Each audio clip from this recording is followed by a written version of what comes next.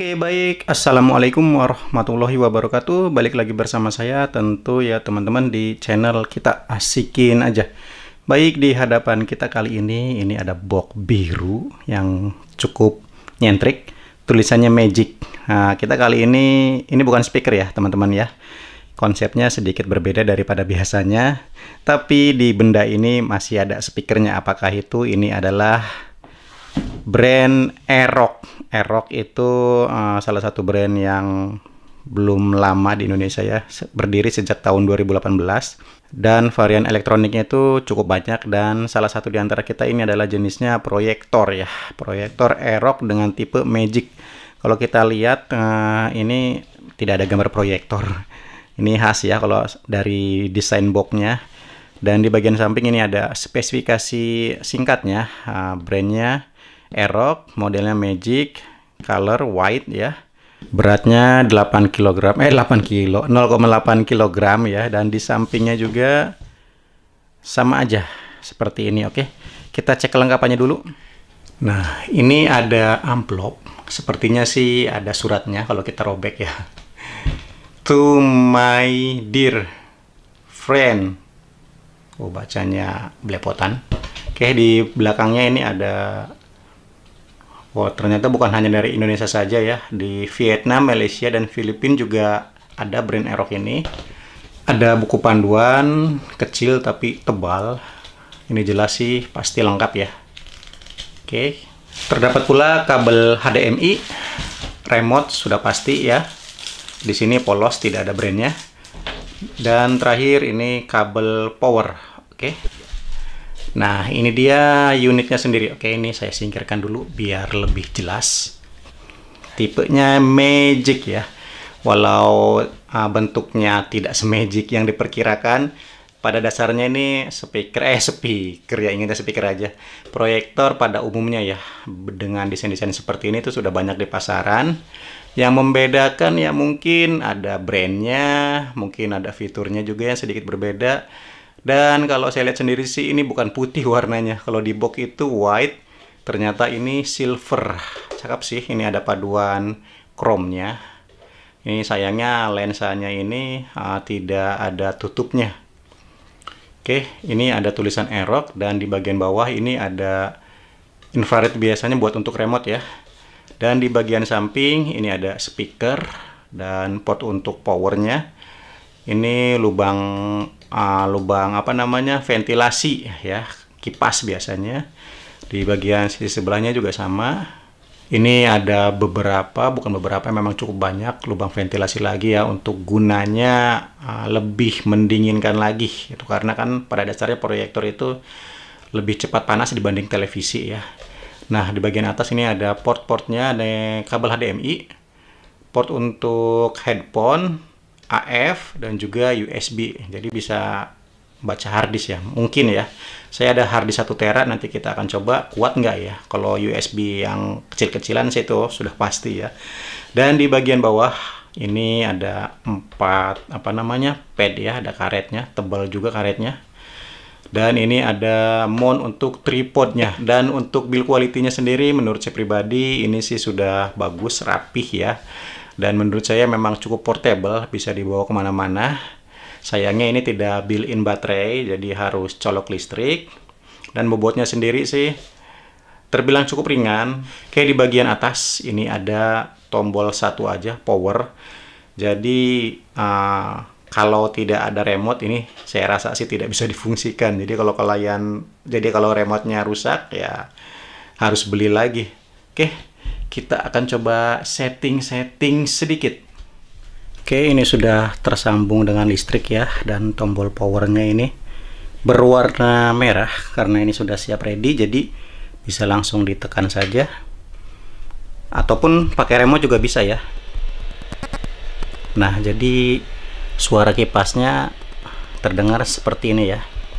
Gimana menurut teman-teman? Apakah cukup bising atau ini wajar saja? Nah, ini sudah muncul tampilannya di dinding ya. Ini bukan pakai layar, jadi dinding saja. Oke. Ini kondisi lampu menyala. cukup terang lampunya ini. Oh, silau ya.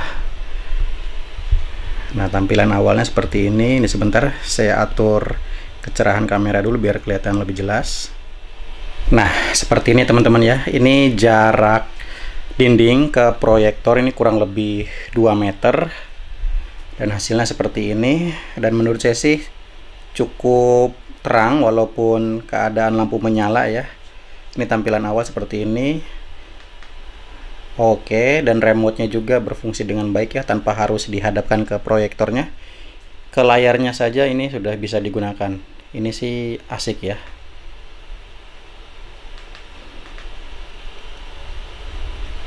Oke, ini tampilan menunya.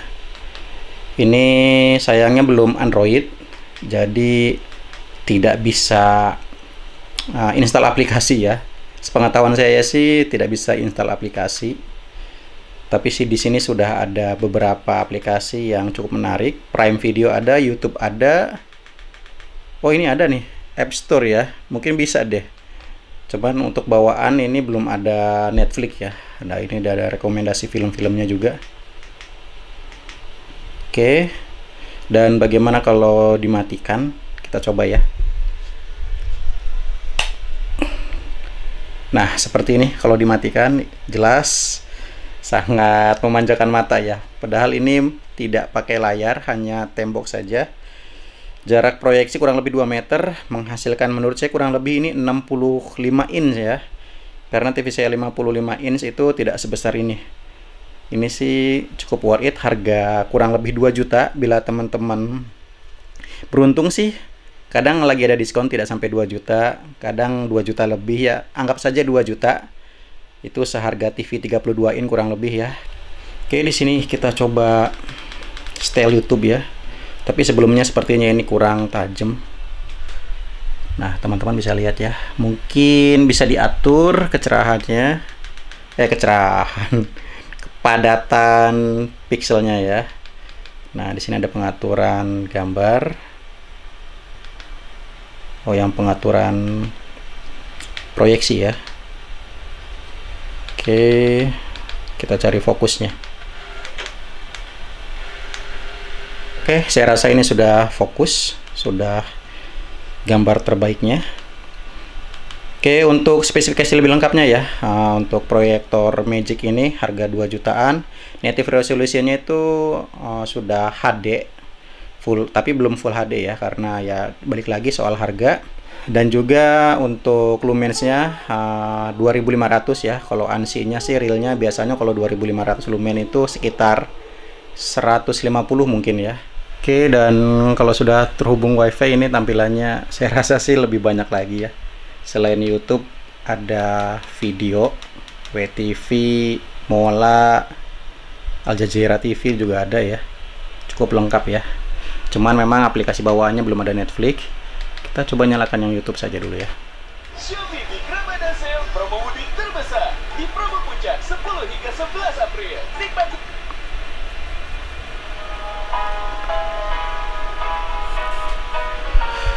Saya rasa sih kalau untuk kualitas gambar cukup tajam. Walaupun belum full HD, baru HD itu sudah cukup lah kalau untuk di bawah 100 in ya. Ini kualitas speakernya. Saya besarin dulu volumenya.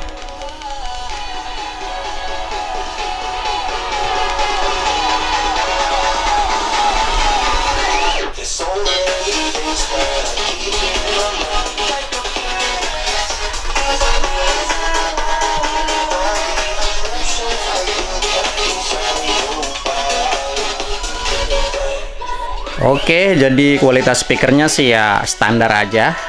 Bassnya itu cenderung tipis ya. Wajar lah karena fungsi utamanya ini lebih ke layar atau proyeksinya sendiri. Cuman sepertinya ini ada fitur Bluetooth-nya ya. Coba saya cari tahu dulu. Nah, ini ada benar ya, ada tulisan speaker Bluetooth.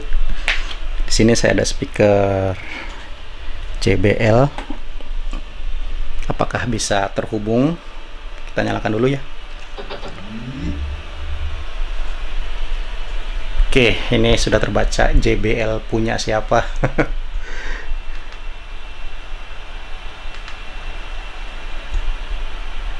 Oke, terkoneksi ya ke speaker JBL dan koneksinya cukup cepat. Kita akan coba nyalakan ulang musiknya ya. Oh, mantap.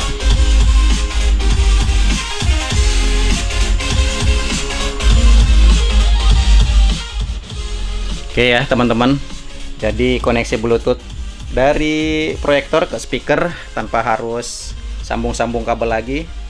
Ini lebih simpel ya.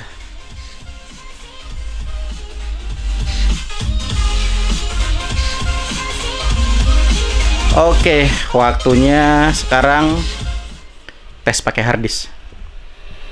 Oke, ini saya sudah pasang harddisk dan muatannya cukup besar, 1 tera. Dan sejauh ini untuk tampilan di proyeksinya ya terbaca.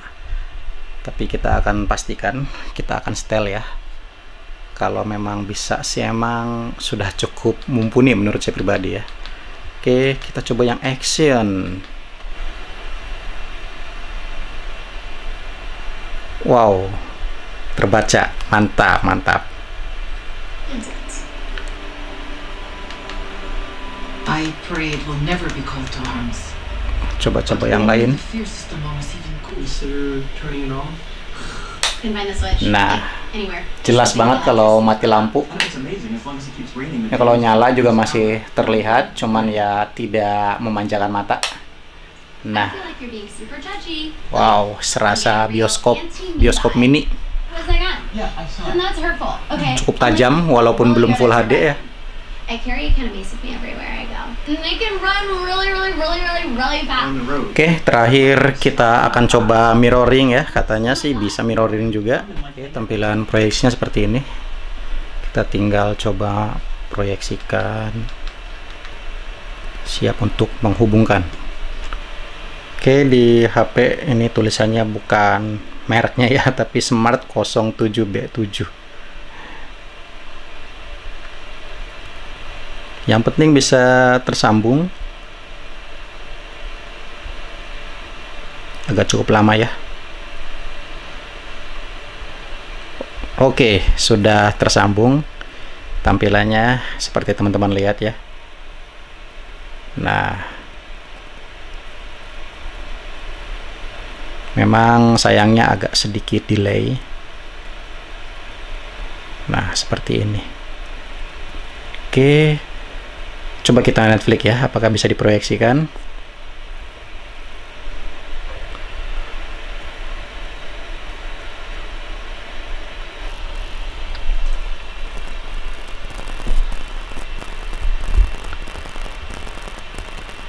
Aduh, bahaya.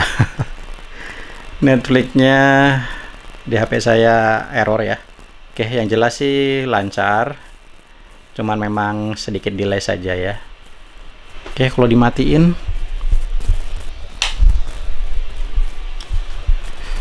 Nah.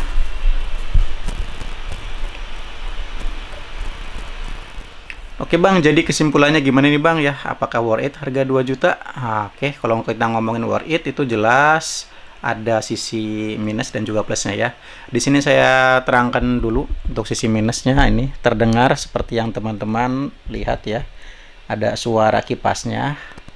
Dan menurut saya pribadi kalau yang tidak biasa ya mungkin agak mengganggu. Makanya kebanyakan teman-teman kita juga pasang proyektor itu di atas atau berjauhan juga ya dari posisi penonton. Karena kalau dibandingkan dengan TV ya jelas kalau TV itu kan senyap, nggak ada suara kipasnya. Kalau proyektor ini ya kurang lebih seperti itu saja kalau untuk kelemahan. Kelebihannya jelas untuk harga 2 juta bisa menampilkan proyeksi sekitar 60 in ini worth it banget ya.